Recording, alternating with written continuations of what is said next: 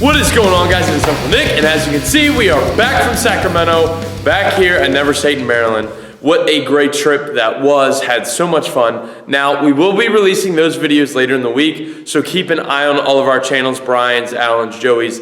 We will all be putting out videos. I got 2 videos out of that, training video and another video that was a lot of fun to do. So I'm excited to get those to you guys later in the week. But for now, I did want to take this opportunity to bring you guys up to speed on the official Strongman Games, because they hadn't put out all the information, the events, the weights, all that stuff, until recently. They released the final event weights. Now I have all that information to get out to you guys.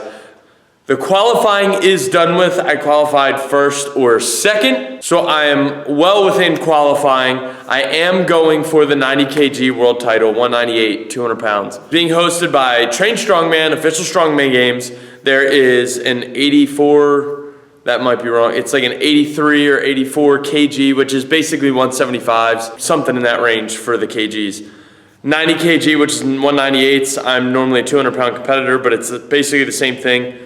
And then there's 105s, a world title there. Above that, open heavyweights, and there's actually is a qualifier to Giants Live, which can get you into the Commerce World's Strongest Man for the heavyweights. So on this video, I'm gonna be bringing you up to speed on all that, letting you know what the events are, what my weights are, and the whole 9 yards. So let's get into it.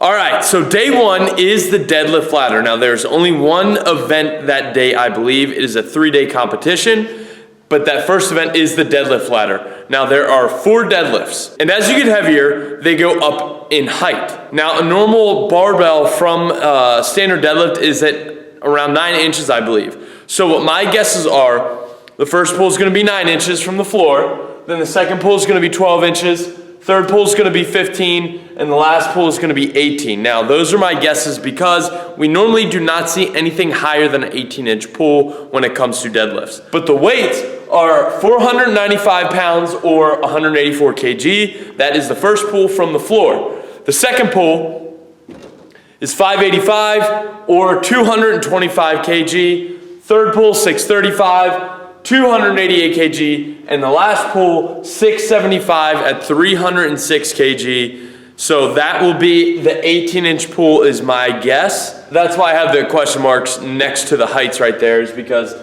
that is the really only way I see possible to do it. Now I could be wrong. They could be any height within that realm. Who knows? It's up in the air because they don't have the heights listed. They just have the weights and the actual event and the rules. They don't have the heights, but that is the first event. Now I've pulled 675 as a 1 rep max from the floor. I've pulled 705 for a 3 rep max off an 18-inch deadlift on blocks. So I'm very comfortable with these weights. I'm very confident that I'll be able to have a good time through those. So I'm not really worried about this event. The beauty about having a deadlift in an event is it really doesn't change your training strongman wise, whereas something like a keg clean and press, because I can work my deadlift as a deadlift and train for the actual event itself.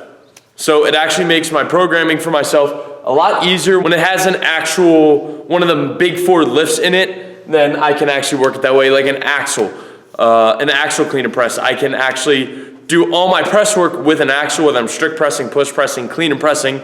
It just makes everything easier when it's one of the main 4 movements. So I'm happy with this. I think I'll be able to get a good time, but we'll see come game day. Let's move on to event 2, day 2.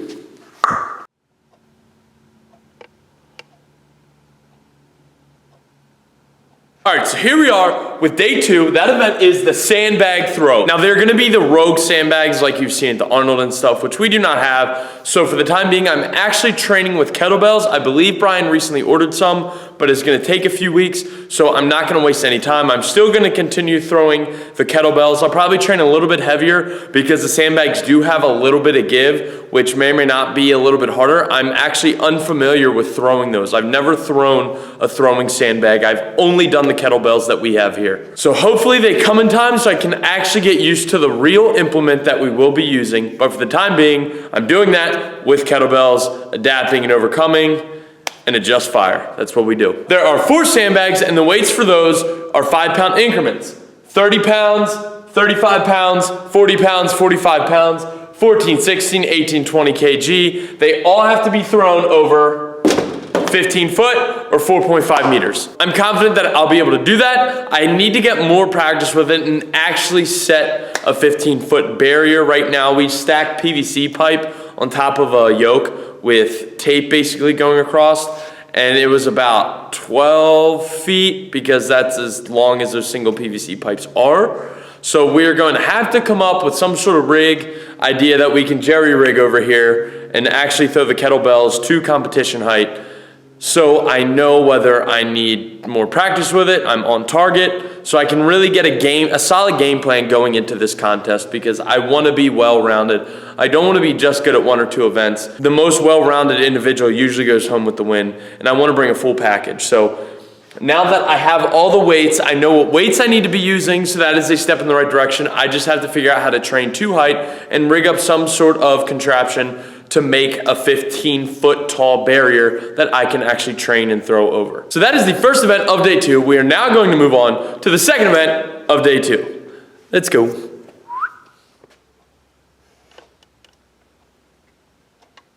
All right, second event of day 2 is the overhead press medley. Now, it looks very similar. Actually, it's the exact same implements as I was preparing for East Coast Most Powerful back in the summer, July, I think. But it is the same 4 implements: an axle, a log, a circus dumbbell, and a keg clean and press. But I only have to go one time through, and fastest time wins. A few of the implements are actually lighter. The weights are a little different, and we can actually choose whatever order we want to go in. I've been training it actually in the exact order I wrote it down, but we have the option, like I said, to go in any order we want. I was fortunate enough to have this for East Coast, so I was able to practice pretty much the exact same medley with a little bit different weights. But the weights for these are, the axle is 285 pounds, which is 20 pounds heavier than East Coast and 129 kg. The log is 285, 129 kg, which is 5 pounds heavier than the log at East Coast. The circus dumbbell is 165 pounds or 75 kg, which is 10 pounds lighter than East Coast. And the keg is 240 pounds or 109 kg, which is 10 pounds lighter than East Coast. I actually ran through this medley this previous weekend out at Untamed Strength, which you'll be seeing later in the week, and it went well. I didn't rush, I just got used to the weights, and to be able to hit all the weights this far out is a very good feeling. So what's gonna happen after that is refining my game plan. Now, the wrench in the whole game plan thing is basically being able to choose any order, and that's gonna depend on how they set it up. How they set it up is gonna depend on the order I do it. Now, I'm preparing to do it in this order. I'm hoping they set it in a square. Now, I'm hoping they set it up in something of this nature, because it will actually allow you to pick any implement you want, having the competitor start on the inside and letting them choose whichever one they want to go to. And I feel as though it will allow a little more variety on how competitors are able to do it. I do like the direction they went with that. You're allowing the guys to incorporate strategy into their game plan,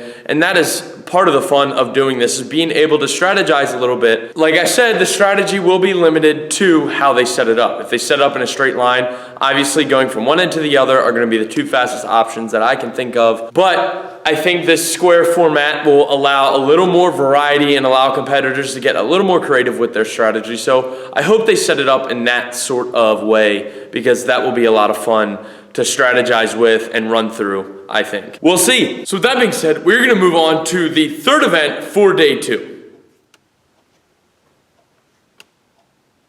All right, so this event is actually a new event for me. It is the third and final lift of day 2 out of 3 days. It is a wheelbarrow loading race. You have to carry and load 3 implements into the wheelbarrow and carry the wheelbarrow to the finish line. How this is gonna work is the first implement is going to be the keg, 265 pounds or 120 kg. I'm gonna start off by carrying that 50 foot and loading in to the wheelbarrow. I am then going to push the wheelbarrow 20 foot to the next loading point, which will be for the Husafel, which is 275 pounds or 125 kgs. I'm gonna load that, push the wheelbarrow another 20 feet to the next loading point, which is the final loading point for a sandbag at 265 pounds or 120 kgs. I'm going to load that, then carry the wheelbarrow another 10 feet across the finish line, And as soon as the front of the wheelbarrow crosses the finish line, I believe, that is when time stops. My strategy for this is to just move as fast as I can. Be as smooth as I can, make sure everything gets loaded and in the wheelbarrow first time. I don't want to drop or trip. That is going to be the main things I'm focused on. So I've actually never done any sort of wheelbarrow implement that is designed for strongman. I've done some makeshift stuff, but I've never done the actual thing. So I'm excited to see what that's going to be about. I've seen a lot of makeshift implements, like makeshift wheelbarrows with loading pins on them and whatnot.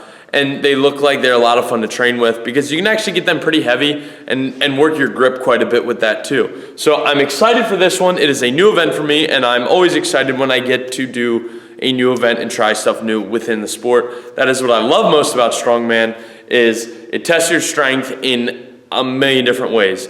And I'm really looking forward to this one. But that is really about it for day 2. We're gonna move on to day 3, which are the last 2 and final events. So let's see what those have in store.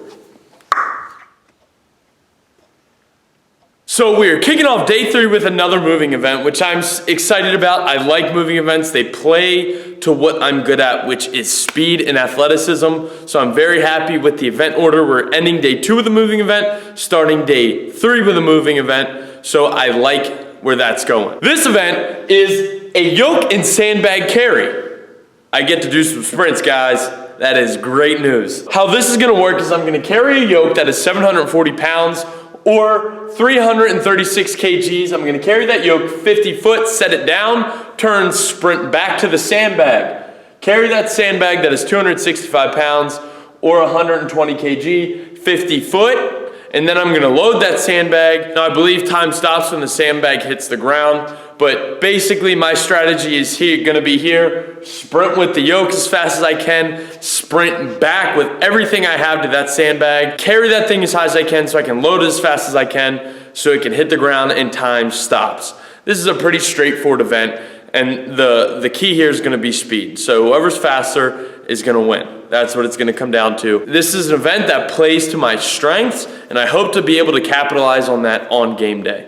So that is about it for this one. So let's move on to the last event of day 3 and the last event of the competition. So what we have here is a classic strongman event, and that is an Atlas Stone series. And normally Atlas Stones do end the competition, because if they are doing traditional Atlas Stones, there will be tacky involved. So what they have listed is the starting stone will be 250 pounds or 113 kg. The end stone will be 375 pounds or 170 kg. So my guess, because there is 6 stones in the medley and the starting one is a 250 and the ending one being 375, that they're going to go in 25-pound increments. Starting at 250, going to 275, going to 300, 325, 350, 375, making 6 loads. So the only rules that are stated really with this is that you will be loading them onto a hole in the platform that keeps the stone from rolling, and it is the athlete's responsibility to make sure that they do not roll off. There will be split times between the stones. What that means is, say 4 people get all 6 stones, 5 people get 3 stones, and 2 people get 2 stones. Now, placing within the people that got 2 stones, it will be the fastest time they completed that second stone. They will get the higher position. Now, for the people that got 3 stones, the fastest time to that completing that 3rd stone will give them the highest position in that category. So you see how that goes. Now, whoever has the fast time getting all 6 stones will be the winner. But if the stone rolls off, time keeps going and will not get a split time till they put the stone back up on the platform. Time stops on the 6th stone when your hands come off and it is stable in the hole. Basically, you want to be smooth, but be fast. My intention is to get it up there as fast as I can, make sure the stone's in the hole, move on to the next one, because I do not want to have to pick any of these up twice. There is no way you're going to win that event if you have to redo a stone. Not at this level. No chance. That one mistake could be detrimental. A second is a lot of time to give up by itself. So imagine the 5 to 10 seconds it takes to reload a stone and get it back up on the platform. It would be huge to your placing at this event. So my goal is to be smooth the first time through, get everything done, have a very solid time with that, because I do not want to have to do any of them again. That is it for the last event of the last day. That is all I got for you guys. I hope this brings some light on what's going on. I tried to keep you guys up to date, but I was waiting on the info to come out. And like I said, keep an eye later in the week, probably around Thursday time frame. There will be videos coming out from this Sacramento trip, so keep your eyes out for those. Thanks for watching, as usual, guys. I appreciate it so much. Until the next time, you guys know what the deal is. Get out there, get after it, and embrace the suck.